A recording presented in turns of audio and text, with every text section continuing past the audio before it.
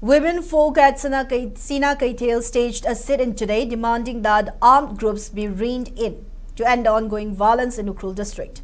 Organized by Sinakeithei Shanaulong, the demonstration featured banners and placards with slogans such as "Respect human rights and stop terrorizing unarmed civilians," "Women are peacemakers," and "Our land, our identity." Speaking on the sidelines, the protester lamented that frequent attacks, allegedly carried out by armed groups, have left residents in constant fear, adding that this insecurity has crippled daily life and local economic activities as people are afraid to leave their homes. She further decried the impact on education, noting that students are forced to seek shelter instead of attending school. The protesters demanded that armed groups be flushed out of Sinakeithei area and their bunkers dismantled.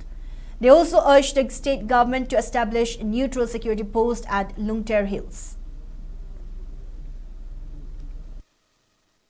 Honorable Chief Minister Yumnam Khyamchan, Home Minister Govindas Bonthaucham, and the concerned authorities. Education is neither a luxury nor a privilege for the few. It is a basic necessity and right of each and every child. But today, bombs and bullets are speaking.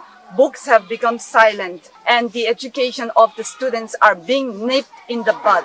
The joy, laughter, and innocence of the children are lost in fear and anxiety. Their future is darkened. We demand a government security post, a post under your command at Lungter Hill, which will provide security and protection to the villagers of Sinakeithei and the neighboring villagers without any discrimination, irrespective of any community. The soil of Sinakeithei raises students, not illegal bunkers. The soil of Sinakeithei grows paddy, not war. Thank you.